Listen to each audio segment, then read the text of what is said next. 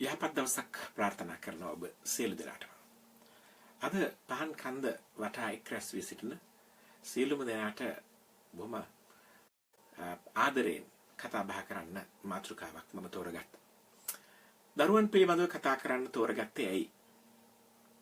හේතු දෙකක් තියෙනවා. පළවෙනි එක තමයි මේ ලෝකේ වැඩියෙන්ම අනතුරට ලක් වෙලා තියෙන්නේ දරුවන්. කාන්තාවන් සහ දරුවන්. දරුවන් පිළිබඳව කතා බහ කිරීම වැඩිහිටියන් ලෙස සහ දෙමව්පියන් ලෙස අපේ වගකීමක්. එනිසා මම කල්පනා කළා දරුවන් පිළිබඳව කතා බහ කරන්න. දෙවෙනි කාරණාව තමයි යම්කිසි සමාජයේ හැදිච්චකම එමෙතේ සමාජයේ උසස් බව තීරණය කරන එක වැදගත් සාධකයක් තමයි කාන්තාවන්ට සහ දරුවන්ට ඒ සමාජයේ සලකන විදිහ. කාන්තාවන්ට සහ දරුවන්ට ඒ සමාජයේ කොයි විදිහට සලකනවද කියන එක පිළිබඳව හරියට හොයලා බැලුවොත් අපට මේ සමාජය වනචාරී සමාජයක්ද එහෙම නැත්නම් ඒ සමාජය ශිෂ්ට සම්පන්න සමාජයක්ද කියන එක තීරණය කරන්න පුළුවන්. මෙන්න මේ කාරණා දෙක නිසා මම කල්පනා කළා දරුවන් පිළිබඳව කතා බහ කරන්න. හැබැයි ඔබ මට දීලා තියෙන විනාඩි 45 ඇතුළත මම හිතන්නේ දරුවන් පිළිබඳව අපි කතා බහ කරන එකේ 1000කින් එක කොටසක්වත් කතා බහ කරන්න පුළුවන් වෙයි කියලා. ඒ වුණත් අපි උත්සාහ කරනවා දරුවන් පිළිබඳව මේ මට දීලා තියෙන කාලය ඇතුළත පුළුවන් තරම් කතා කරන්න.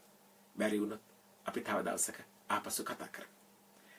මා ආදරයෙන් ඉල්ලා සිටිනවා මගේ හිතවතුන්ගෙන් ඔබ හැකිතාක් මේ වීඩියෝ එක ෂෙයා කරනවා නම් මගේ මේ කතාවේ යම්කිසි ප්‍රයෝජනයක් තියෙනවා නම් ඒ ප්‍රයෝජනය තවත් කීප දෙනෙකුට ලබා ගන්න පුළුවන් වෙන්න ඉඩකඩ තියෙනවා. ඒ නිසා මගේ සහෘදයින්ගෙන් මම ආදරයෙන් ඉල්ලා සිටිනවා හැකිනම් ඔබට මේ වීඩියෝ එක නැවත අනිත් අයත් එක්ක බෙදා හදා ගන්න ෂෙයා කරන්න කියලා. හොඳයි. ඇයි අපි දරුවන් හදන්නේ? උත්තර කීපයක් තියෙනවා. එක කණ්ඩායමක් කියනවා දරුවන් හදන්නේ අපේ සතුට වෙනුවෙන්. ලෝකේ පවත්වාගෙන යාම කියන ජීව විද්‍යාත්මක පරපුර පවත්වාගෙන යාම ප්‍රවේණිය ඉදිරියට ගෙන යාම කියන ජීව විද්‍යාත්මක සාධකයේ හේතු කොටගෙන අපේ සතුට වෙනුවෙන් අපි දරුවෝ හදනවා කියන. එහෙම එක මතයක් තියෙනවා. අපි ඒ ගැන කතා කරන්න යන්නේ ඒක දන්නේ එහෙම දරුවෝ හදන අය. දෙවෙනි කාරණාව දරුවන් හදද්දී දරුවන් හදනවා කියන කාරණාව මොකද දරුවන් හදනවා කියන්නේ කියන එක ගැන හිතන්න. මේ විනාඩි 20ක පුංචි කටයුත්තක් කියලා අපි ලඝු කරලා සලකන්න බලාපොරොත්තු වෙන්නේ දරුවන් හැදීම කියන එක. ඊට වඩා බොහෝ දුර ගිය ජීවිත කාලයක් තරම් දීර්ඝ වූ දෙයක් දරුවන් හැදීම කියලා අපි විශ්වාස කරනවා. විශේෂයෙන්ම ශ්‍රී ලාංකේය අපි විශ්වාස කරනවා. දරුවන් හදන්නේ මොකටද කියන කාරණාවත් එක්ක අරගත්තාම තව කට්ටියක් උත්තර දෙනවා. මැරෙන කාලෙක බැරි වෙච්ච කාලෙක වතුර උගුරක්වත් දෙන්න දරුවෙක් ඉන්න ඕනේ. ඒ නිසා තම ආත්ම අර්ථය පිණිස දරුවන් හදනවා කියන එක පිළිබඳව කතාවක් තියෙනවා. තුන්වැන්න බොහෝ දෙනා පොදුවේ කියන කතාව තමයි සමාජයට හොඳ පුරවැසියෙක් බිහි කරන්න ඕනේ. ඒක අපේ යුතුයකමක්. පිරිමියෙක් වුණාම ගහක් වවන්න ඕනේ, පොතක් ලියන්න ඕනේ, පුතෙක් හදන්න ඕනේ කියලා අපේ පැරණි කියමනක් තියෙනවා. ඒකත් එක්ක සමගාමීව යමින් ඇතැම් දෙනෙක් කියනවා දරුවන් හදන්න ඕනේ සමාජයට හොඳ පුරවැසියෙක් දෙන්න කියලා.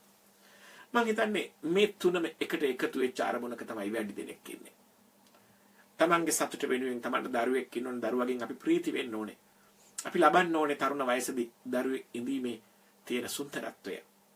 ඒ නිසා තමන් වෙනුවෙන් ආත්මාර්ථය වෙනුවෙන් දරුවෝ හදනවා කියලා කියන කතාවත් දරුවන් හැදීමේදී තියෙනවා. දෙවැන්න දරුවන් හැදීමේදී කවදා හරි දවසක මට මගේ කියලා කෙනෙක් ඉන්නවනේ. මට මාව බලා ගන්න මට කරදරයක් වුණාම මං වෙනුවෙන් හිතන්න කෙනෙක් ඉන්නවනේ කියන චේතනාවත් දරුවන් හැදීමේදී බොහෝ දෙනෙක් තුළ තියෙනවා.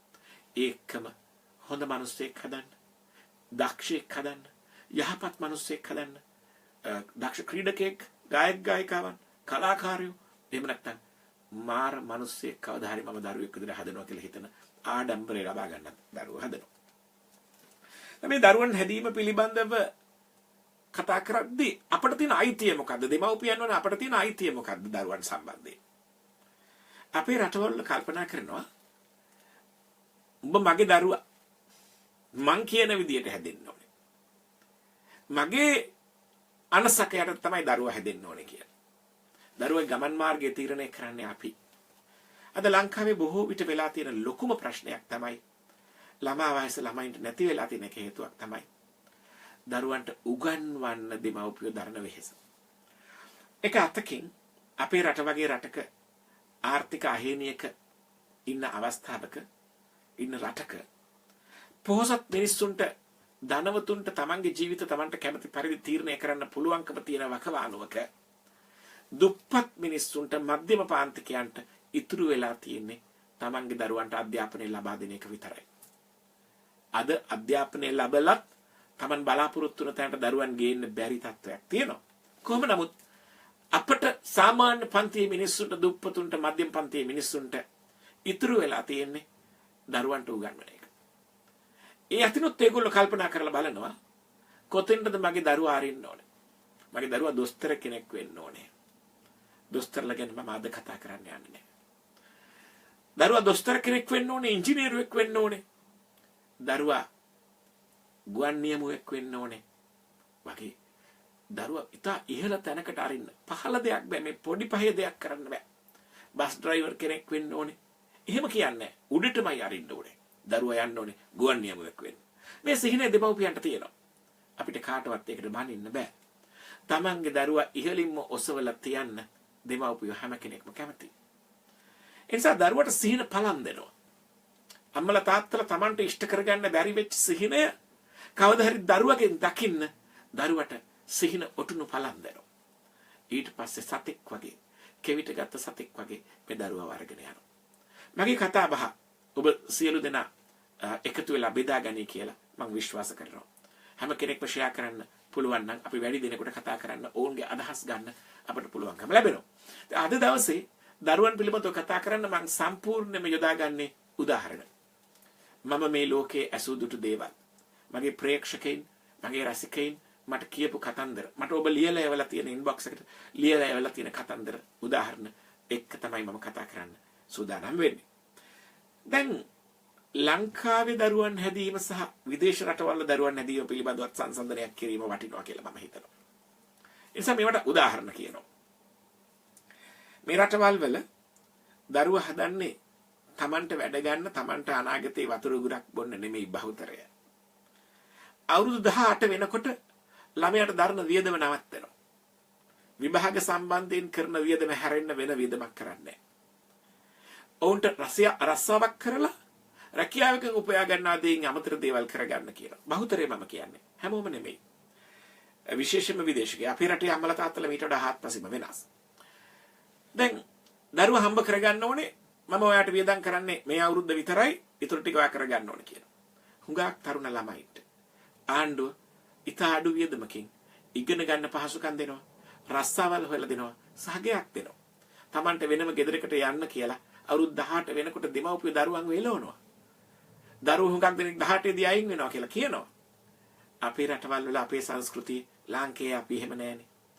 දරුවට අවුරුදු 50යි. ඒ වුණාට දරුවා කන්න ඕනේ කොහොමද, ජීවත් වෙන්නේ කොහොමද, අඳින්න ඕනේ කොහොමද කියන එක තීරණය කරන්නේ අම්මා තාත්තා. ඉන්නවා නම් ජීවිතුන් අතර. මේ වගේ දරුවන්ගේ ජීවිතත් එක්ක බද්ධ වෙලා දරුවන්ගේ ජීවිත හැඩගස්සන ගමන් මාර්ගය තීරණය කරන ගතියක් අපේ රටවල් වල තියෙනවා. ඒකේ මතු බලාපොරොත්තුකුත් තියෙනවා. අපේ රටවල් වල අම්මලා තාත්තලා මහලු නිවාසවල ඉන්න ප්‍රමාණය අඩුයිනේ. අම්මලා තාත්තලා බලා ගන්නවා ගෙදර. හැබැයි ඒකෙන් 50%ක් අකමැත්තෙන් බලාගන්නේ. ආදරෙන් කරුණාවෙන් මේ මගේ අම්මා කියලා බලාගන්න මිනිස්සු අනන්තව ඉන්නවා. මෑත කාලෙකදී පොළොන්නරුවේ කාන්තාවක් කතා කළා. රස්සාවේ ප්‍රශ්නයක් තියෙනවා. දවසකට පැය 10ක් හිටගෙන ඉන්නවා. රස්සාවක් හොයාගන්න ඕනේ. දවසකට රුපියල් 800ක් හම්බ වෙනවා. පැය 10ක් හිටන් ඉන්න එක හරි අමාරුයි සර්. වෙන මොකක් කර රස්සාවක් හොයාගන්න පුළුවන්ද කියලා. පස්සේ මම දන්න කියන කෙනෙකුට කතා කරලා කොළඹ පළාතේ රැකියාවක් හොයලා දෙන්න ඇහුවා. අනේ මට එහෙම කරන්න බෑ සර්. මගේ අම්මා විතරයි ඉන්නේ. අම්මව බලාගන්න වෙන කවුරුත් නැහැ. මල්ලිලා හිටියට බලාගන්නේ නැහැ. මාව හැදුවනේ යා. මට වැදගත් වෙන්නේ අම්මව මම බලාගන්න ඕන කියන වචනේ නෙමෙයි. මාව හැදුවනේ යා. එයා මරණකම් මං එයාව බලාගන්න ඕනේ. කියන මේ හෘදයාංගම හැඟීම. එහෙම දරුවෝ නිර්මාණය කරගන්න පුළුවන් නම් අන්න දරුවෝ හැදුවා වෙනවා කියලා මම කල්පනා කරනවා. එක පැත්තකින්. තවත් තර්කයක් තියෙනවා. අපි ඒ වෙනම කතා කරමු. දැන් යුරෝපේ දරුවෝ හදද්දී තව සිද්ධියක්. එක පුංචි ළමෙක් අවුරුදු 2ක 3ක වගේ ළමෙක් පඩිපෙලක් නැගගෙන යනවා. ලංකාවේ අම්මා කෙනෙක් මට අවුරුදු ගානකට ඉස්සෙල්ලා වෙච්ච දෙයක්. ලංකාවේ අම්මා කෙනෙක් දරුවගේ පසුපසින් එනවා. දරුවා අර පඩිපෙලේ එක තැනක වැටුණා. අඬන්නේ නැහැ. වැටෙන පොඩක් වටපිට බලනවා. අනේ පැටියෝ කියාගෙන අම්මා දුවගෙන ගිහිල්ලා මහ විශාල වින්නයක් වුණා වගේ දරුවව අතට අරගෙන වැලි తీරන නම් වැලි පිහලා දරුවා පොඩක් අඬන්න හදනවා. එතකොට කවුරු හරි තමන්ව හුරතල් කරනකොට කරදරයකදී ඇස් වලට කඳුළු වෙන එක මනුස්ස ගතිය.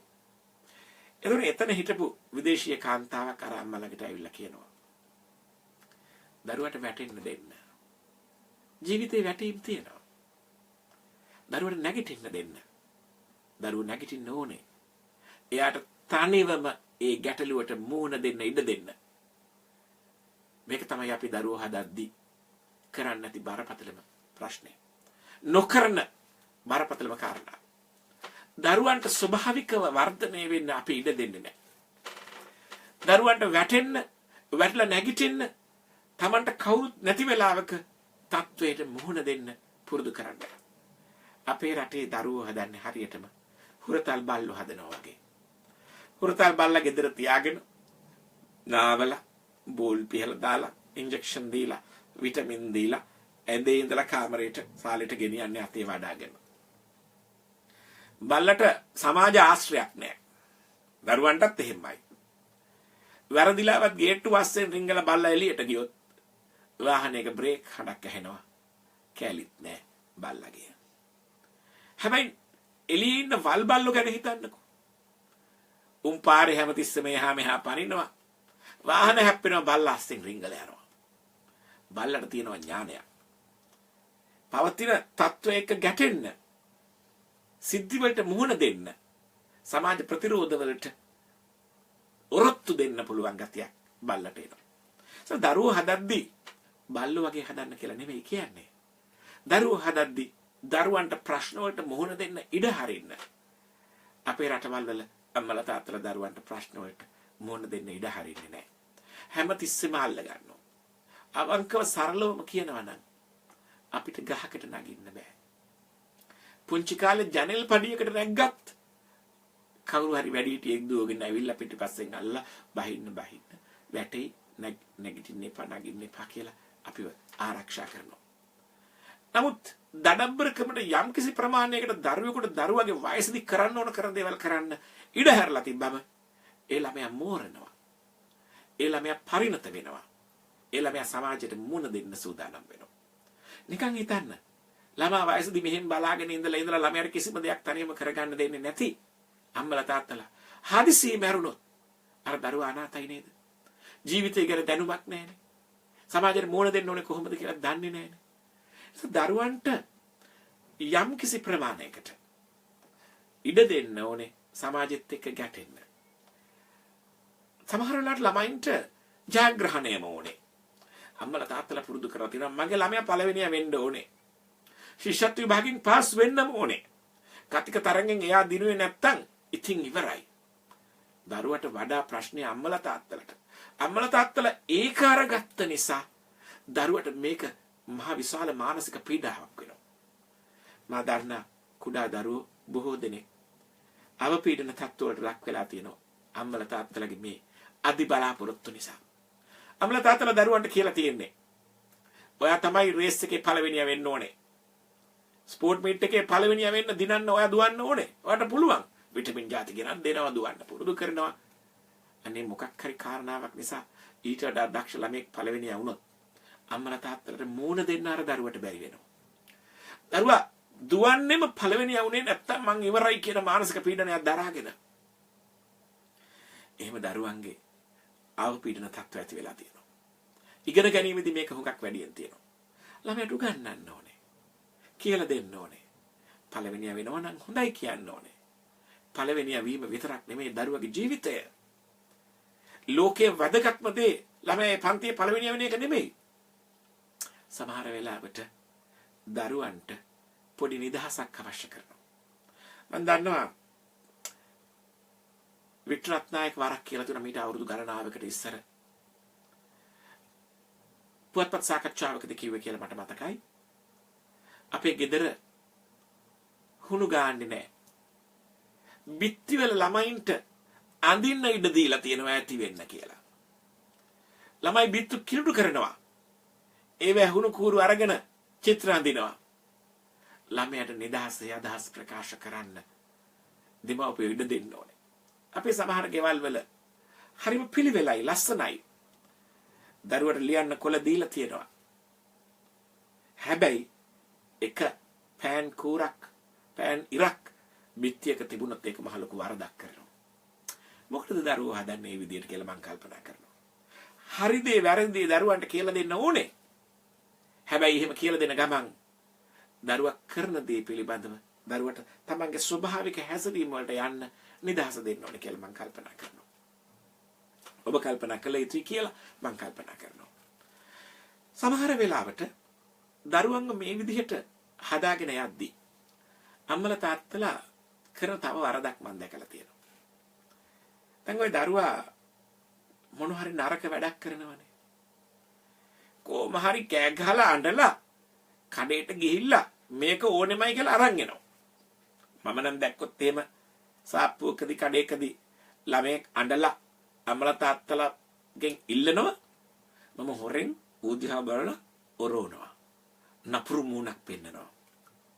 අම්මලා තාත්තලා කතා කරන්න පුළුවන් තැනක තත්ත්වයක ඉන්නවනම් මං කියනවා එහෙම කරන්න එපා. ඇඬුවොත් දෙන්න මේපා. එයාව මර්ධනය කරන්න අඬලා ලබා ගන්න දෙන්න එපා. ළමයාට දිනම දෙනවා ආදරේ නිසා සමහර වෙලාවට. එහෙම ළමයි කාලාන්තරයකට පස්සේ අම්මලා තාත්තලාව දරුණු විදියට පාලනය කරනවා. ඒ අම්මලා තාත්තලාගේ අනාගත ජීවිතේම දරුවන්ට පයෙන් ගෙවන්නේ. දරුවා ගෙදරට එනකොට අම්මලා තාත්තලා සද්ද නොකර හැංගිලා ඉන්න තත්ත්වකුත් අපේ රටවල් වල තියෙනවා. මොකද දරුවා පුංචි කාලේ ආදරෙන් හදලා. දරුවන්ට ටිකක් දුක පෙන්වන්න ඕනේ. ඒ දුක පෙන්නලා දරුවෝ හදන එක පිළිබඳව මට ගන්න පුළුවන් හොඳම උදාහරණය තියෙන යුරෝපේ. යුරෝපේ අම්මලා තාත්තලා මම දන්නා කීප දෙනෙක්ම ඉන්නවා. තමන්ගේ දරුවන්ට උගන්වන්න දරුවන් හදන්න හරියට දුක් විඳිනවා. අපිට නිදා ගන්න තැනක් නැහැ ගෙදර. හැබැයි අපේ දරුවන්ට කාමරයක් වෙන් කරලා දෙනවා. අපි නිදාගන්නේ සාලේ දාලා තියෙන පුටුවක ඒක දිග අරගෙන නැත්තම් බිම මැට්‍රස් එකක් දාගෙන. දරුවට කාමරයක් වෙන් කරලා දීලා තියෙනවා. දරුවට මේ අම්මලා තාත්තලා විඳින දුක පේනවා. උදේ පාන්දර නැගිටලා අම්මයි තාත්තයි සීතලේ හිම ගොඩේ වැඩට යන්නේ. එතකොට දරුවන්ට දැනෙනවා තේරෙනවා අම්මලා තාත්තලා අපි වෙනුවෙන් මහ විශාල දුක් කන්දරාවක් උහුලනවා කියලා. ඒ දුක දැනෙන්න ඕනේ. ඉල්ලන දේ නොදෙන්න ඕනේ. අපි පුංචි කාලේ මට මතකයි. පැන්සලක් ඉවර වෙනකන් අපි අලුත් පැන්සලක් ඉල්ලන්නේ නැහැ. පැන්සල් කොටේ පරණ පෑනක විල්ලුවක ගහගෙන දිගට හදාගෙන අපි ලියනවා. සමහර වෙලාවට ලොකු ඉරේස කෑල්ලක් හම්බ වුණොත් ඒක දෙකට කපලා එක කෑල්ලක් අපි ඉස්කෝලේ ගෙනියනවා. මේ අපි දුක දකිනවා. මේකට වියදමක් යනවා කියලා තේරෙනවා. පාඩම් කරලා ඉවර වෙලා යනකොට කාමරේ ලයිට් එක නිමලා යනවා.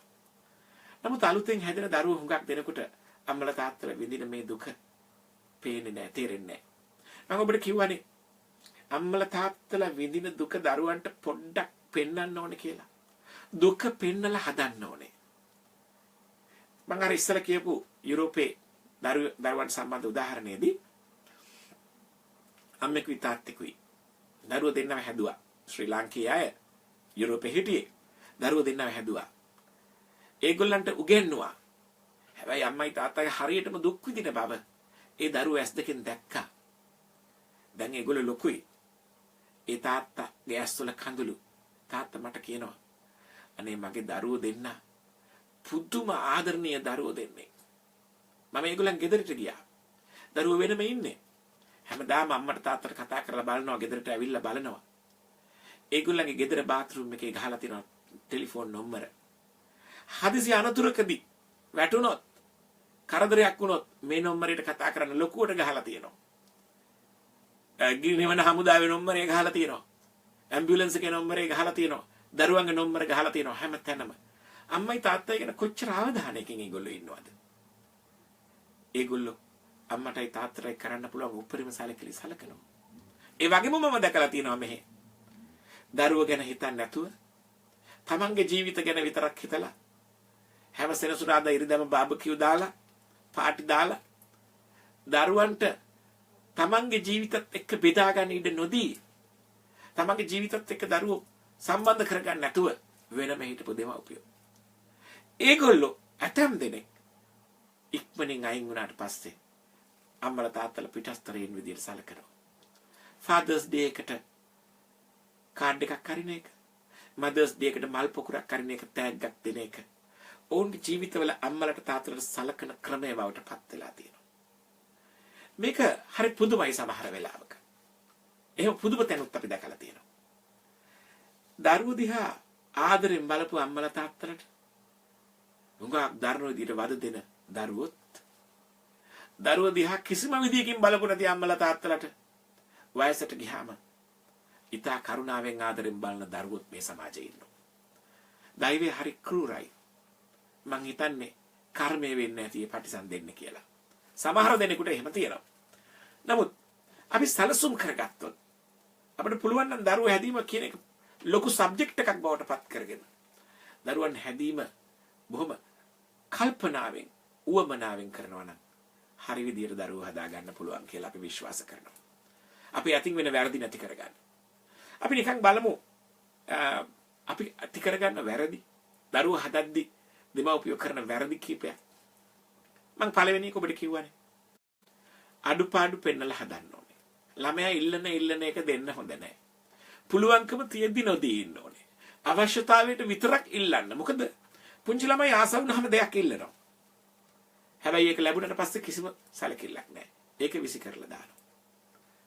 එතකොට දරුවට ඒකේ නියම ප්‍රයෝජන ලැබෙන්නේ නැහැ. අම්මලා තාත්තලාගේ දාඩිය මහන්සියල වටිනාකමක් දෙන්නේ නැහැ. ඒ නිසා ළමයි ඉල්ලන දේ දීම තරම් භයානක දෙයක් දෙමව්පියෝ තවත් කරන්නේ නැහැ. තවත් වරදක් තියෙනවා. දරුවා ළමා වැඩ ගන්න නැති එක. පුංචි ළමයිනේ එක ගෙදරක අම්මා කෙනෙක් දරුවන්ට උදේ පාන්දර දරුවෝ ටීවී එක බලනවා.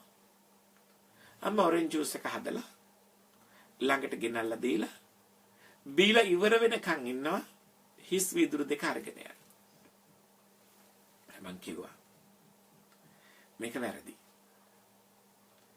ළමයාට දෙන්න. අඩු ගානේ හදලා තියන්න ගිහිල්ලා අරන් ඇවිල්ලා ඉඳ ගන්න කියලා. බීලා ඉවරනට පස්සේ ඒක ගිහිල්ලා හොදලා තියන්න පුරුදු කරන්න. ගෙදර උයනකොට පියනකොට ලොකු දෙයක් නෙමෙයි පොඩි දෙයක් දරුවට දෙන්න. එයාලව පොඩි වැඩක් ගන්න. කාලයක් යනකොට අම්මා හැමදේම කරලා දෙනකන් මේ දරුවෝ බලන් ඉන්නවා. හරි අමාරුයි දරුවන්ගෙන් යම් කිසි වැඩක් ගන්න අකමැත්තෙන් දරුවෝ කරන්නේ. හැබැයි ගෙදරක වැඩ බෙදාගෙන කරනකොට ඔයා මේ ටික කරන්න ඔයා මේ ටික කරන්න කියලා දරුවන්ට ගෙදර පිළිබඳව කැක්කුමක් ඇති වෙනවා. තමන්ගේ ගෙදර කියන හැඟීම ඇති වෙනවා. අද පවුල් වල සම්බන්ධතාවය හරි දුරස්තයි. ගෙදර කාමර දෙක තුනක් තියෙනවා. පුංචි ගෙදරක තියෙන පවුලේ සම්බන්ධතාවය අද ලොකු ගෙවල් වල නැහැනේ. ලොකු ගෙදර එක සාලේ නිදියන්නේ සාලේ. කන්නේ කුස්සියේ. ඔක්කොම එකට හැමතිස්සෙම කතා කරනවා. දුක තේරෙනවා දැනෙනවා. අමුත්තු නෙමෙයි. අද කාමරවල දොරවල් ටික වහ ගන්නවා. කරන්න දෙයක් නැහැ. මේ දිනුවත් එක්ක ඇති වෙච්ච දේවල්. iPad එකේ, iPhone එකේ, chat එකේ, Facebook එකේ අම්මයි තාත්තයි ළමයිනේ ඔක්කොම වෙන වෙනම. එහෙම ඉන්න ගමන් ඉඳ හිට තාත්තා පුතාට නැත්තම් පුතා තාත්තට දුවට පණිවිඩයකුත් යවනවා. රෝස මලකුත් යවනවා. hina මූණකුත් යවනවා. කණ්ඩ පහලට එන්න කියලා මෙසෙන්ජර් එකකින් පණිවිඩයකුත් අරිනවා. වයිබර් එකෙන් නැත්නම් ස්කයිප් එකෙන් කතා කරලා කියනවා. එක ගෙදර. කොච්චර දුරස්තද කියලා බලන්න. තාක්ෂණය විසින් අපේ පවුල් සුන්නත් විලි කරලා කෑලි කෑලි වලට කඩලා දාලා ළමයින්ට ඒ දේවල් දෙනකොට එක වයසකදී මං කියන්නේ තරුණ වයසේදී නෙමෙයි ඊට ඉස්සෙල්ලා ඒ දේවල් දෙනකොට යම් පාලනයක් ඇතුව දෙන්න ඕනේ. විශේෂයෙන්ම පිටරටවල ඉන්න අම්මලා තාත්තලා දරුවන්ට ආස කරන හැම දෙයක්ම දෙනවා. iPhone එකක් එවන්න මට, ටෙලිෆෝන් එකක් එවන්න මට, අහවල් දේ එවන්න මට, ගේම් බෝයි එකක් දෙන්න. මේ ඔක්කොම ළමයින්ට අරිනවා. ළමයා ඉගෙන ගන්නෑ. ළමයාට මනුස්සකම් පුරුදු වෙන්නේ නැහැ. ළමයා ලෙඩකට දුකට බේත් හරියට ගන්නෑ නැහැ. ළමයා හරියට නිදාගන්නේ නැහැ. ඒ ළමයාගේ ළමා කාලේ නැහැ. එයාගේ S2 ඊට පස්සේ කාලයක් යනකොට නරක වෙනවා. ඇයි ළඟට කරගෙන බලනවා. මං නම් පාරදී හරි කොහෙදී හරි දැක්කොත් දරුවෙක් එහෙම බලලා මං කියනවා අම්මලාට තාත්තලාට තේරෙන්නේ නැත්තම් ඔක කොහොම කරන්න එපා කියලා. පුංචි දරුවන්ට අපේ රටේ අම්මලා තාත්තලා ආදරයට මේ හැමදේම දෙනවා. දුන්නට කමක් නැහැ. පරිපාලනයක් එක්ක. දවසකට පැයයි. හැංගුවාම ඒක උතනින් ගන්න හැටි දරුවා හොඳට දන්නවා. දරුවාට තේරෙනවා. ගෙදර වෙනයක් නීතියක් තියා ගැනීම අම්මගේ තාත්තගේ වගකීම. වැඩිහිටියන්ගේ වගකීම. දරුවන්ට යම් කිසි දෙයක් ආදරෙන් කියලා දෙන එක අම්මලා තාත්තලාගේ වගකීම. උන්ට එහෙම ආදරෙන් මඟ පෙන්වන්න පුළුවන් නම් දරුවන්ට දරුවෝ සමහර වෙලාවට දැන් පවතින ක්‍රමයෙන් මිදෙන්න පුළුවන්. හරි අමාරුයි මේක ඉස්කෝලේත් එක කරන්න. මොකද ඉස්කෝලේ අනිත් ළමයින්ට තියෙන පහසුකම් අනිත් ළමයින්ගේ අම්මලා තාත්තලා හැසිරෙන විදිහ දරුවෝ ගෙදර අරගෙන එනවා. හරියගේ අම්මයි නම් තාත්තයි නම් එහෙම නෑ. එයාට පිටරට ඉන්නේ. මට මෙහෙමයි කුත්තේවල තියෙනවා. මට විතරයි නැත්තේ. එතකොට ළමයින්ටත් ඒක ඕන වෙනවා. ඒගොල්ලෝ ඒක පාවිච්චි කරනවා. පරිගණකත් එක්ක ළමයි මහ විශාල ප්‍රශ්නයකට මැදි වෙනවාද? අම්මලා තාත්තලාට දැන් පරිගණකේ පාලනය කරන්න පුළුවන්කම තියෙනවා. අවසනාවකට දරුවෝ යන්නේ මොකක් බලන්නද? දරුවෝ කතා කරන්නේ කා එක්කද? දරුවෝ හොමාරු කරගන්නේ මොන වගේ දේවල්ද? කියන එක පිළිබඳව දරන් බලන්න නිරීක්ෂණය කරන්න තරම් දැනුමක් අපේ අම්මලා තාත්තලාට නැහැ. ඒක හරි භයානකයි. තමන්ගේ තරුණ දරුවෝ පරිගණකත් එක්ක ජීවත් වෙනවා නම් පරිගණකයේ පිළිබඳව දැනගන්න, අන්තර්ජාලය පිළිබඳව දැනගන්න අම්මලා තාත්තලාට සිද්ධ වෙනවා. දන්නේ නැත්නම් කයෙන් හරි අහගන්න හරි ඕනේ. ළමයින්ට ඊටාම භයානක නරකම දේවල් ටික අද අන්තර්ජාලයෙන් විවෘත වෙලා තියෙනවා. ළමයා ගන්නවද නැද්ද කියන එක වෙනම කතාවක්. ඔබ හදලා තියෙන විදිහට සමහර වෙලාවට ළමයා ගන්න පුළුවන්, නොගන්න පුළුවන්. හැබැයි ළමයාට අවබෝධයක් නැහැ කෝකද හොඳ කෝකද නරකද කියලා තීරණය කරන්න. ඒ වගේ වෙලාවට දරුවන්ට කියලා දෙන්න සිද්ධ වෙනවා. දරුවන්ට හැබෑ තත්ත්වයේ කියා නොදීම තමයි අද අපි මුහුණ දෙන බරපතල ඛේදවාචකය. අපේ රට මුහුණ දෙන ඛේදවාචකය දරුවන්ට කියලා දෙන්නේ නැහැ. ලිංගිකත්වය පිළිබඳව ගත්තොත් දරුවෝ මෙලෝ දෙයක් දන්නේ නැහැ. මං ලිංගික අපරාධ අපේ දරුවෝ මුහුණ දෙන ප්‍රශ්න පිළිබඳව වෙනම කතා කරනවා. සදැන් කතා කරන්නේ නැහැ. හැබැයි මම ඔබට එක උදාහරණයක් කියනවා. මගේ අම්මා මම පුංචි කාලේ මං හැම දෙයක්ම අහනවා. මගේ හිතේ ඉන්න හැම ප්‍රශ්නයක්ම මං අහනවා. සමහර ප්‍රශ්න වලට ආයෙත් උත්තර දෙන්න බැරුව ඇති. හැබැයි මාව අතරමං නොකර උත්තරයක් දෙන්න ඇය උනන්දු වුණා. දවසක් මට ප්‍රශ්නයක් මතුවුණා. මම මේක ඊට ඉස්සර ඔබට කියලා තියෙනවද කියලා මම දන්නේ නැහැ. මට ප්‍රශ්නයක් මතුවුණා. ප්‍රශ්න දෙකක් මතුවුණා. පළවෙනි ප්‍රශ්නේ තමයි අපේ ආගම බුද්ධ ආගම නිසා දැන් මිනිස්සෙක් මරුණම නැවත ඉපදෙනවා කියලා අපි විශ්වාස කරනවා.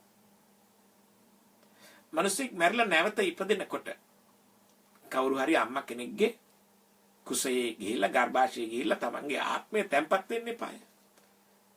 ප්‍රතිසන්දිය ලබන්න එපාය මේ මැරිච්ච කෙනා ගිහිල්ලා. එහෙම ප්‍රතිසන්දිය ලබන තුරු මට එතකොට වයස ඇති අවුරුදු 7ක් විතර. මේ අවුරුදු 22කට ඉස්සර කතාවක්.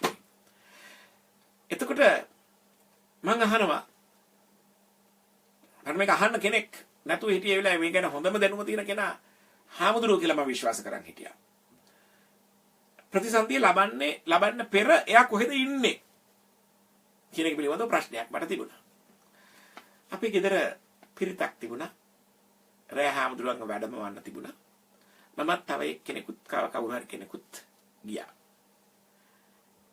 බොහොම දුර ඔය ගම්පහ ටවුන් එක ළඟ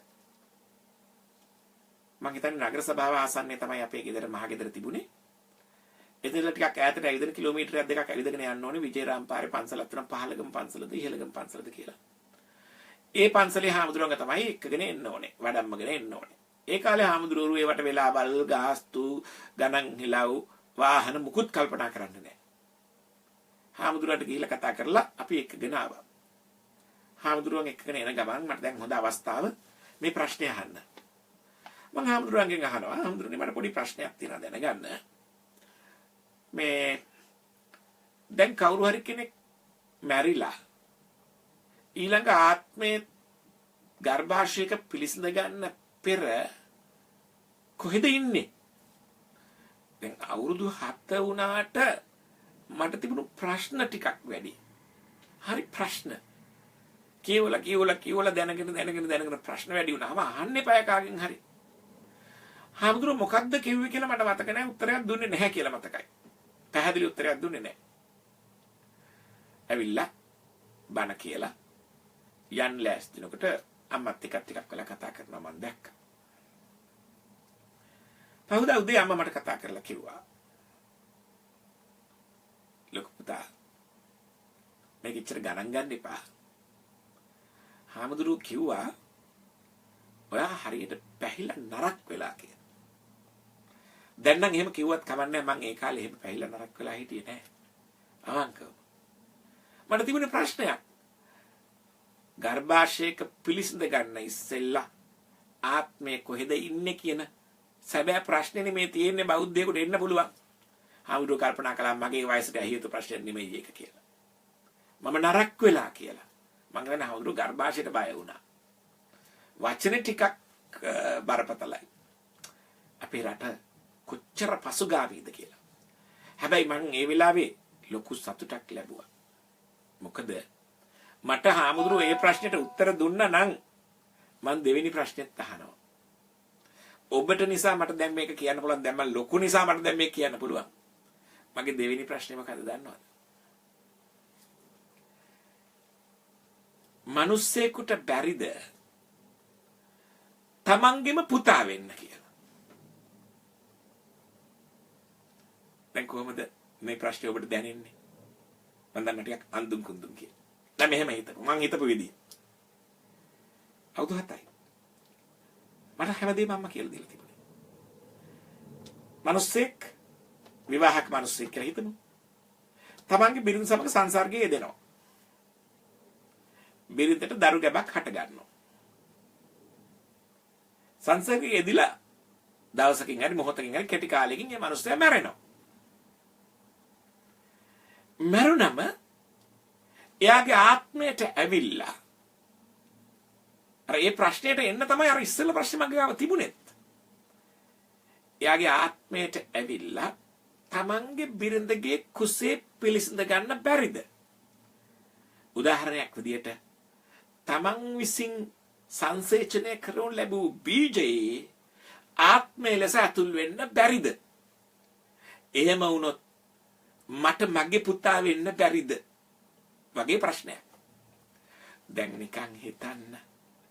මං ඕක ඇහුවනම් අර හාමුදුරුවන්ගේ මොනවද කියන්න බෑ. ළමයින්ට ප්‍රශ්න කරන්න ඉඩ දෙන්න. ළමයින්ට නිදහසේ ප්‍රශ්න කරන්න ඉඩ දෙන්න. ප්‍රශ්න වලට සාධාරණ උත්තරයක් දෙන්න. මට උදාහරණයක් තව තියෙනවා. මම මේකත් කියලා තියෙනවා අපිට. මගේ නංගිගේ පුතා හරි පුංචි. මං පාඩම් කර ඉන්නවා කාමරේ මට කැම්පස් එකේ මට ඇහෙනවා අපේ තාත්තගේ සරමේ රොන්චිලා වගේ ඔඩොක්කුවේ දරුවා ඉඳගෙන ඉස්සරහ පඩියේ ඉඳගෙන තාත්තගෙන් විවිධ කතන්දර අහනවා. එයා අපේ තාත්තා කියලා කියන්නේ. එයා අහන ප්‍රශ්නයක්. තාත්තේ. ඇයි අපි තාත්තා කියන්නේ? මං පොඩ්ඩක් නැවතුණා මගේ වැඩේ. තාත්තා මොකද්ද කියන උත්තරේ කියලා මං හොයනවා. මොකද්ද? තාත්තා අහනවා. ඇයි අපි තාත්තා කියන්නේ? ඒ කියන්නේ තාත්තට තේරෙන්නේ. ඇයි අපි තාත්තට තාත්තා කියන්නේ ඇයි? ඒ මොකද කියන්නේ? තාත්තා. අරුට පොඩි එකාට දැන් වෙන්න තියෙන ඔක්කොම වුණා. ඌ කියනවා. ඇයි අපි ඔය මිනිහට තාත්තා කියලා කියන්නේ? මම කල්පනා කරන්නේ දරුවන්ට ප්‍රශ්න තියෙනවා. මේ ප්‍රශ්න හරි වැදගත්. ලෝකේ උත්තර දෙන්න අමාරුම ප්‍රශ්න වැඩි සංඛ්‍යාවක් අහලා තියෙන පුංචි ළමයි. දරුවගේ ප්‍රශ්න උත්තරයක් ඕනේ. අම්මලා තාත්තලා දෙපැත්තට මාරුන ගින් තාත්තෙන් අහගෙන අම්මෝ මේ පැහිලා තියෙන තරම ඔය ප්‍රශ්නේ හැම ළමයෙක්ම අහනවා මේ ප්‍රශ්නේ. ලිංගිකත්වයේ පිළිබඳ ප්‍රශ්නේ අහනවා. දරුවෝ ඉපදින හැටි ගැන ප්‍රශ්නේ අහනවා. උත්තරයක් ඕනේ. අපි කියන්නේ රෝස කැලෙන් ඇහින්දා කොක්කු ජෝඩුවක් ගෙනත් දැම්මා. එහෙම නැත්තම් කෝඹි කැලේ ඉඳලා එක්කගෙන ආවා. කවුරු හරි පාරේ දාරක් මේක උත්තරයක් නෙමෙයි. දරුවට ඒ මට්ටමට හරියන්න පොඩි පැහැදිලි කිරීමක් ඕනේ.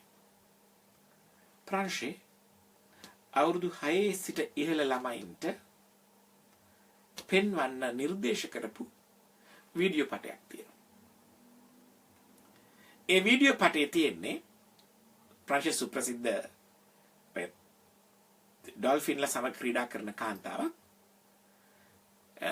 ඒ කාන්තාව තමන්ගේ පෙම්වතත් එක්ක ආදරය කරන හැටි, හමු වෙන හැටි, ආදරේ බෙදා ගන්න හැටි, ඊට පස්සේ දරුවෙක් පිළිසඳ ගන්න හැටි, ඊට පස්සේ දිනපතා දරුවා වැඩෙන හැටි මව් කුස තුල අන්තිමේදී දරුවා උපදින විදිහ. අම්මලා තාත්තලාගෙන් ඇහුවම් මේ කතන්දරේ හුඟක් අම්මලා තාත්තලා අවුරුදු 5 6 7 පොඩි ළමයින්ට මේ DVD එක ගෙනත් දෙනවා බලන්න. හරි වැදගත් විදියට අධ්‍යාපනික විදියට ඒක දක්වලා තියෙනවා.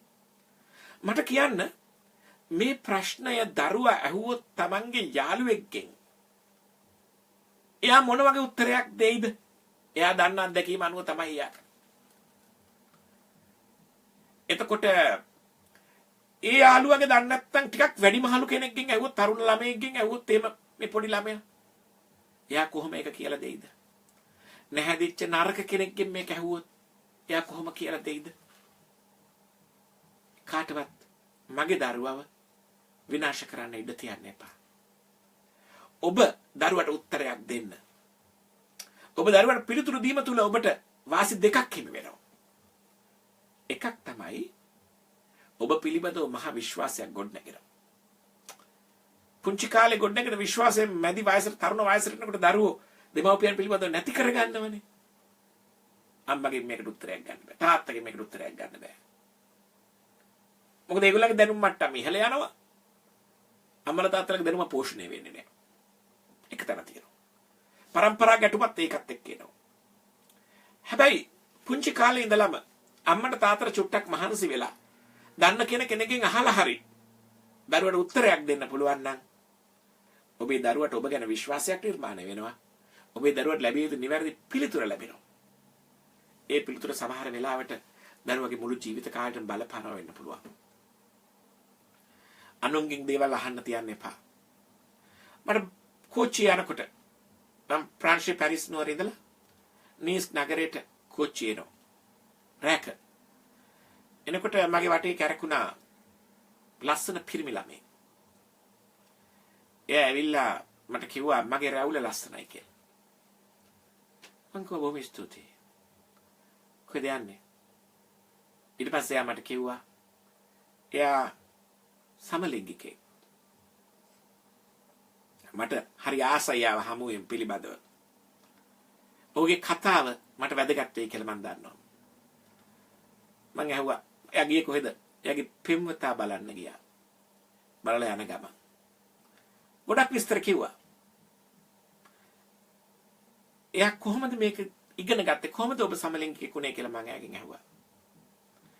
එයා මොන්ටිසෝරි පන්තියේ ඉඳද්දි ඒගොල්ලෝ සෙල්ලම් කරන වෙලාවේ තරුණ ගුරුවරියෝ දෙන්නෙක් සමලිංගිකත්වය ගැන කතා කරලා. ඒගොල්ලෝ දන්න කවුරු හරි කෙනෙක් ගැන හොඳට විස්තරය කියලා ඒකේ තියෙන ආස්වාදය ඒක කොහොමද ඒක නරකද හොඳද කියන එක පිළිබඳව කතා කරලා. මේ ළමයා මේක අහගෙන ඉඳලා. එයා ඒ මොකද්ද කියලා තේරෙන්නේ නැහැ. එයා හොයලා බලලා.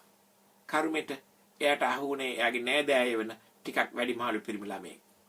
ඒ ළමයාත් මේ කටයුත්තට ඇබ්බැහි වුණු කෙනෙක්. මං කියන්නේ නැහැ මේක හොඳද නරකද කියන එක. ඒක මගේ අයිතියක් නෙමෙයි. ලිංගිකත්වය මිනිස්සුන්ගේ තීරණයක් නෙමෙයි. ඒක තමන්ට තනියම තීරණය කරන්න පුළුවන් දෙයක් නෙමෙයි කියලා මම විශ්වාස කරනවා. ඒ නිසා කොහොම නමුත් පවතින සමාජ ක්‍රමය තුළ මේ දරුවට මීට වඩා ආස්වාදයක් ලබන්න පුළුවන් ජීවිත කාලය පුරා. ඒක නැති වෙලා ගියා. දරුවන්ට ඇහෙන දේ හරි වැදගත් කියලායි මට ඔබට කියන්න ඕන උනේ. දරුවන්ට හොඳ දේ යහපත් දේ වැදගත් දේ අහන්න ඉඩකඩ තියෙන තැනට දරුවා යොමු කරන්න. දරුවා යවන්නේ කොතනටද? යන්නේ කොතනද? එතන ඉන්නේ කවුද කියලා හොයන්න. දරුවා යාළුවෙක් ගෙදර යනවා යන්න අපි දන්නවා. එයා ගෙදර මේ ළඟපාත අර ගොල්ලන් ගෙදරනේ. කවුද ගෙදර ඉන්නේ? ඒ අම්මයි තාත්තයි ඒගොල්ලන් පුතයි ඉන්නේනේ. එහෙනම් ප්‍රශ්න නෑ. ඒ ගෙදරට ආවොත් එක්ක ඇවිල්ලා ඉන්න පුළුවන්. නෑදෑයෙක් ඉන්නවා වෙන්න පුළුවන්. එයා මොන වගේ කෙනෙක්ද දන්නේ නැහැ. දරුවන්ට ඇහෙන්න දෙන්නේ මොනවද කියලා ඔබ තීරණය කරන්න. මට මේ ගැන ගොඩක් උදාහරණ කියන්න පුළුවන්. ඒත් ඔබ මට දීලා තියෙන පොඩි වෙලාවක් නිසා මම එතනින් මේ කතාව නවත්තනවා. දරුවෝ ඉස්සරහ රණ්ඩු කරන්න එපා. අපි කරන ලොකම වරද දරුවෝ ඉස්සරහ රණ්ඩු කරන එකයි දරුවන්ට අම්මගේ තාත්තගේ වැරදි කියන එකයි. කුඩා කාලේදී දරුවා අම්මට හරිය ආදරේ. අම්මා වටේ දරුවාගේ ජීවිතේ ගොඩනැගිලා තියෙන්නේ. අම්මව කේන්ද්‍ර කොටගෙන ඒක වළක්වන්න බෑ. 80%ක් දරුවෝ තාත්තට වඩා ආදරේ අම්මට. අපේ රටවල් වල. ඒකට හේතුව දරුවා හා බැඳුණු ක්‍රියාකාරකම් වල වැඩිමනත් ප්‍රමාණය තීරණය කරන්නේ අම්මා. අම්මා ගෙදරම ඉන්න කෙනා බොහෝ විට. තාත්තා වැඩට ගිහලා සල්ලි හම්බ කරගෙන ආවා වුණත් අම්මා තමයි කැම ටික හදලා දෙන්නේ. අම්මා තමයි නාවන්නේ කවන්නේ පොවන්නේ. යුරෝපේ නෙමෙයි. යුරෝපේ මේ දෙකම දෙන්නම සමානව කරගෙන යනවා. සමහරට තාත්තා වැඩිපුරත් කරනවා. නමුත් අපේ රටේ තත්ත්ව වෙනස් නිසා දරුවා වැඩිපුර ගැටෙන්නේ අම්මත් එක්ක. ඒ නිසා අම්මට හුඟක් ආදරේ. අම්මගේ තාත්තගේ අතර පුංචි ප්‍රශ්නයක් මතුවුනොත් අම්මා ටක් ගාලා දරුවට තාත්තගේ වැරද්ද කියනවා. අම්මගේ ඇස්වල කඳුලක් තියෙනවා දකින්න කැමති නැහැ දරුවා. අම්මගේ ඇස්වල කඳුලක් තියෙනවා දැක්කොත් දරුවා තාත්තට වෛර කරන්න පටන් ගන්නවා. සමහර වෙලාවට හරි වෙන්න පුළුවන්, වැරදි වෙන්න පුළුවන්. ඔබ පටු වාසියක් තකා පුංචි ප්‍රයෝජනයක් තකා අම්මා හරි තාත්තා හරි දෙන්නගෙන් කවුරු හරි කෙනෙක්ගේ වරද දරුවට කියන්න එපා. දරුවට ස්වභාවිකව තීරණ ගන්න දෙන්න. ඔබේ ප්‍රශ්න දරුවා මතට ගෙනියන්න එපා. මට හොඳ උදාහරණයක් තියෙනවා. මේ කතාව කිව්වේ ඉතාලියේ මගේ හිතවතෙක්. මගේ රූපවාහිනියට කතා කරලා දුරකථනයේ. දිග කතාවක් ඇතර තියෙනවා. හැබැයි ඔබට ගන්න ඕන කරන්නේ පොඩි කොටසයි. එයාගේ බිරිඳ ලංකාවේ හිටියා. එයා මෙහි ඇවිල්ලා වැඩ කළා. සල්ලි ඇරියා. තරුණ වයසේ බිරිඳ එහි ඉන්නේ. නිතර යන්න බෑ. දවසක් මේ ඇතුලේ තව කතන්දර ගොඩක් තියෙනවා. මේ පළවෙනි අවස්ථාවේ අවස්ථා කීපයක් තියෙනවා. එකයි මට ඔබට කියන්න ඕන කරන්නේ මේ වෙලාවේ. ලංකාවට ගියාම නිවාඩුවට ගිය වෙලේ ඉඳන් ඉතින් මෙයා යන ලිඳේ වැඩ කරනවා, වත්තේ වැඩ කරනවා, තාප්පේ බඳිනවා, මේ ඔක්කොම කරනවා. පිළිද ටිකක් ඉස්සර තරම් ඇඟලුම් කම් නැහැ. අපි නෑ වෙන මල්ලි කෙනෙක් එනවා කියලා තියෙනවා කියලා කිව්වා. හොඳයි එන්න කියන්න හොඳයි. මේකේ වැඩ කරන මල්ලි කෙනෙක්. කවුද? අර අහබල් අර ගොල්ලන්ගේ මේ ගොල්ලන්ගේ කියලා. ඈත නෑකමකුත් කිව්වා. මල්ලි ආවා. ඉතින් මේ මිනිහයාත් බොහොම හොඳට මල්ලිට සලකලා ඉස්සරහ කාමරේ පිළියෙල කරලා දුන්නා. නිදා ගන්න. රෑ නිදාගෙන ඇහැරලා බලනකොට බිරිඳ තමන් ළඟ නැහැ.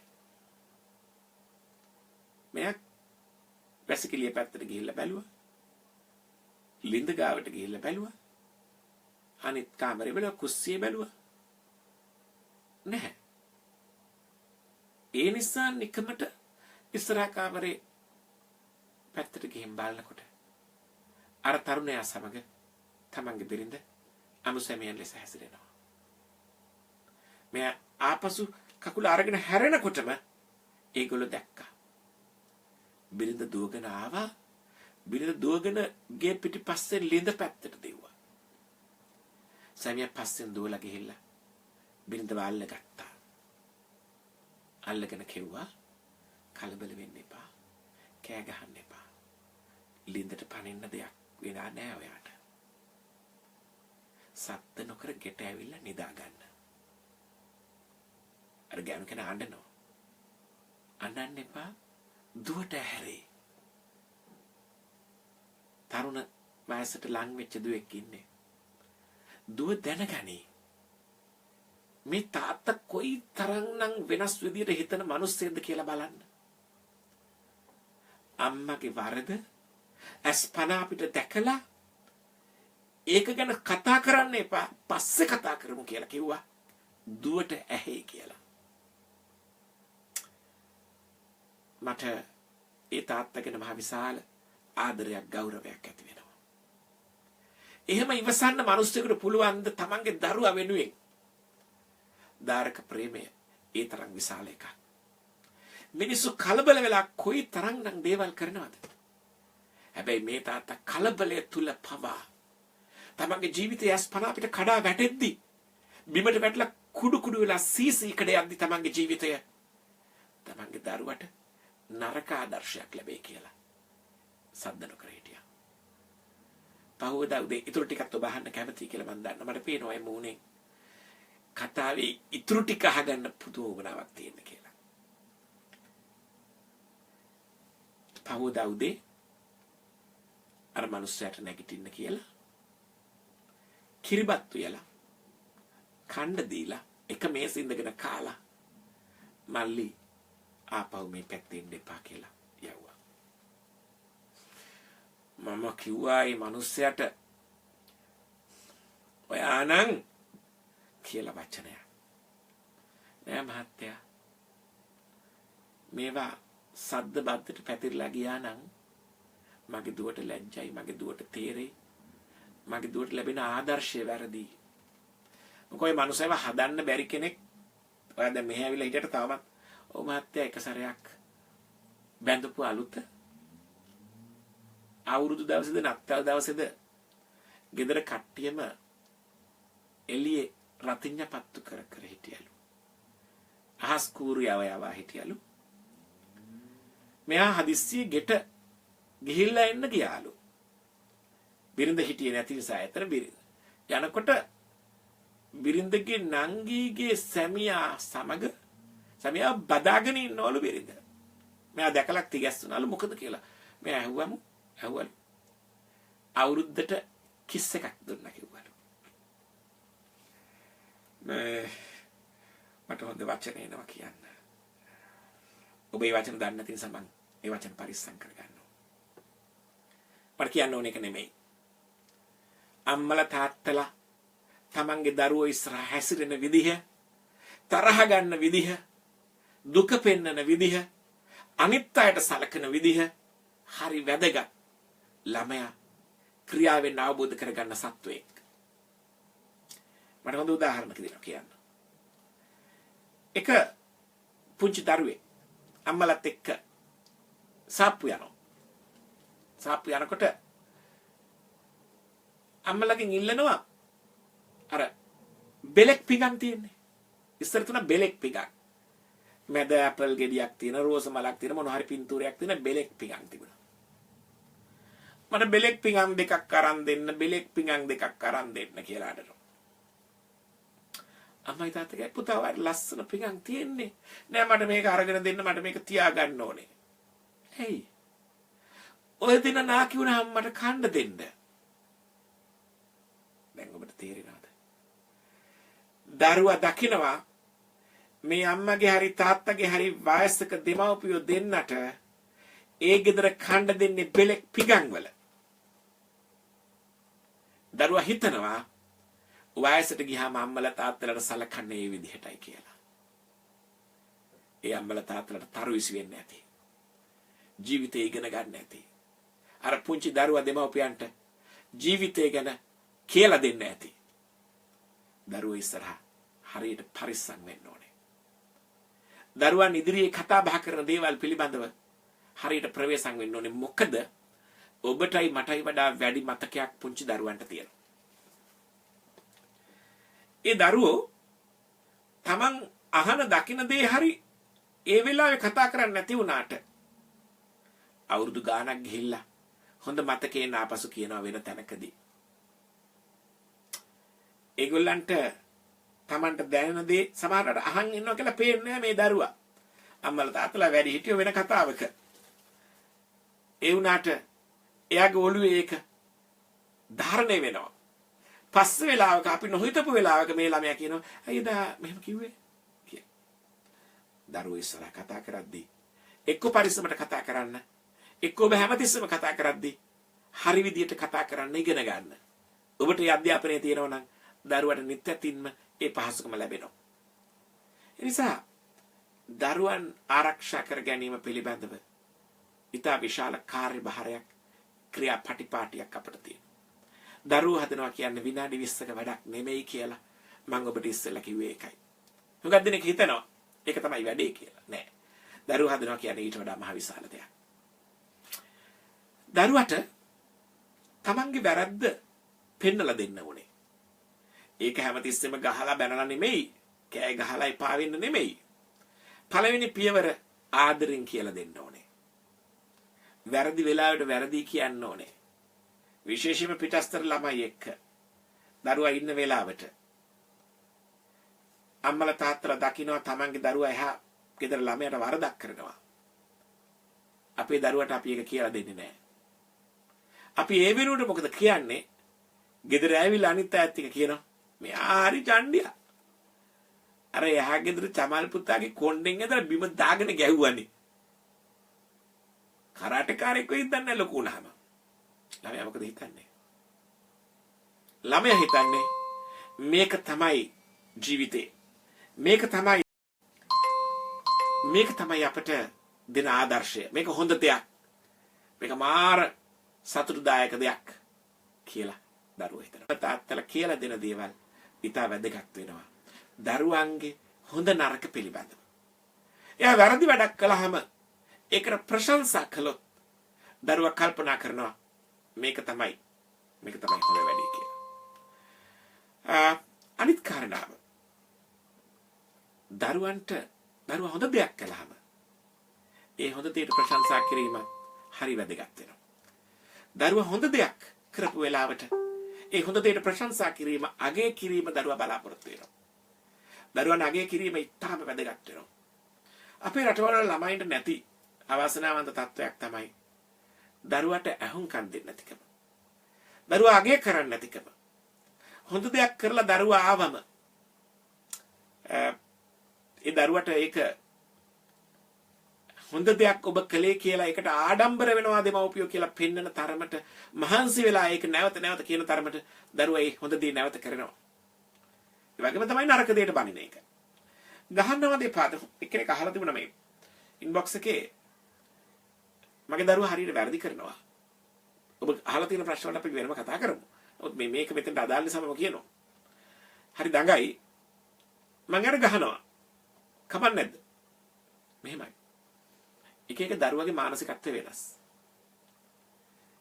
දරුවෙකුට ගහන්න ඕනේ කියලා මම පෞද්ගලිකව විශ්වාස කරනවා. මේ රටවල නම් ඒක කරන්න බෑ. දරුවට පොලිසිය යන්න කියලා දීලා තියෙනවා. ඕස්ට්‍රේලියාවේ තාත්තා කෙනෙකුට දරුවා ගහනකොට තාත්තා කෙනෙක් දරුවට ගහනකොට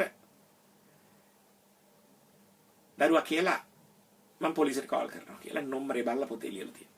තාත්තා සද්ද නැතුව ඉඳලා ලංකාවට එක්කගෙන ඇවිල්ලා එයාපෝට් එකේදීම බෙල්ට් එක ගලවලා ගහගෙන ගිහින්. ඒකත් නෙමෙයි හරි විදිහ. අපේ රටේ නම් ළමයෙකුට පාරක් ගහලා හැදුවට කමක් නැහැ කියලා මම විශ්වාස කරනවා.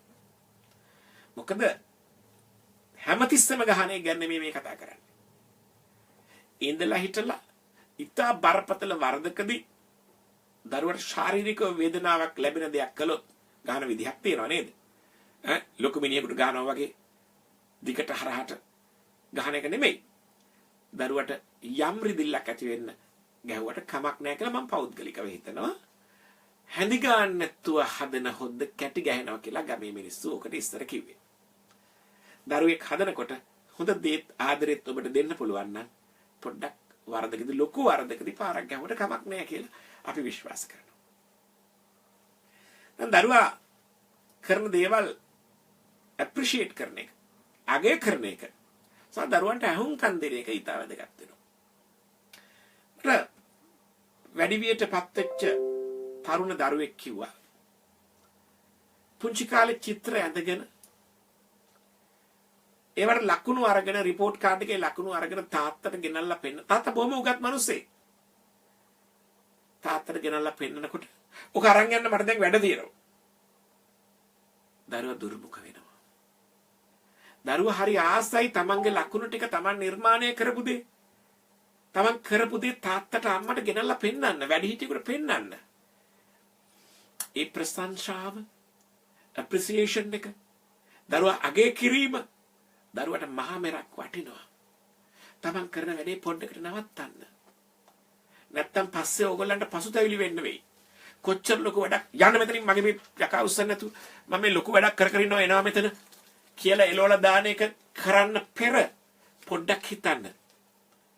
බලලා කතා කරලා හරි මම තව චුට්ටකින් මේක බලන්න කියලා වෙලාවක් දෙන්න.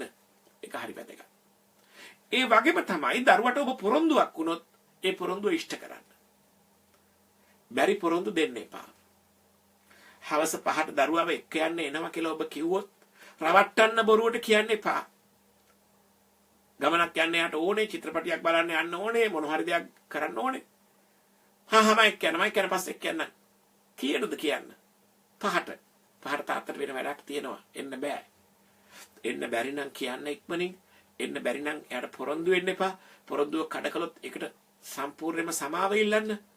දරුවා සමාජයේදී ඔබ වගේ හොඳ මිනිස්සෙක් වෙනවා එතකොට. ඉතින් දරුවන් හදනවා කියන්නේ මම කල්පනා කරන විදිහට ලේසි පාසු කටයුත්තක් නෙමෙයි. ඒ දරුවගේ ජීවිතේ සම්පූර්ණයෙන්ම තීරණය කරන්නේ ඔබනේ. ඒ නිසා ඔබට ඔබේ ජීවිතය හදාගන්න සිද්ධ වෙනවා දරුවා වෙනුවෙන්. එහෙම නැත්නම් දරුවෝ හදන්න එපා. මේ ලෝකෙට ජනගහනේ වැඩි. එහෙම නැත්නම් දරුවෝ හදන්න එපා. ඔබ පුරුදු වෙන්න දරුවෝ නැති ජීවිතයක් ගත කරන්න. මොකද අනාගතයට යන්න දරුවන්ට දෙමව්පියන් පිළිබඳව බලන්න කාලයක් ඉතුරු වෙන එකක් නැහැ. එහෙම වුණාම අපේ රටේ අපි ආගම් 4ක් තියෙන. ඒ ආගම් 4ට සිද්ධාස්ථාන ලක්ෂ ගාණක් තියෙන. උදේ හවස ස්පීකර් එකෙන් බණ ඇහෙන, යාඥා ඇහෙන මේ මහ පුදුම රටක් නේ. ලංකාව ආගම් කියලා කිව්වොත් එහෙම ලංකාවේ ආගමික අංශය අති විශාලයි. මිනිස්සු කනවා බොනවට වඩා වැඩියෙන් පන්සල් යනවා. බණ කොච්චර තියෙනවද කියලා බලන්න. කොච්චර යාඥා දේව මෙහෙයන් තියෙනවද කියලා බලන්න. කොච්චර පූජාවන් තියෙනවද කියලා බලන්න. කෝවිලකට, පල්ලියකට, පන්සලකට ගිහිල්ලා බලන්නකෝ.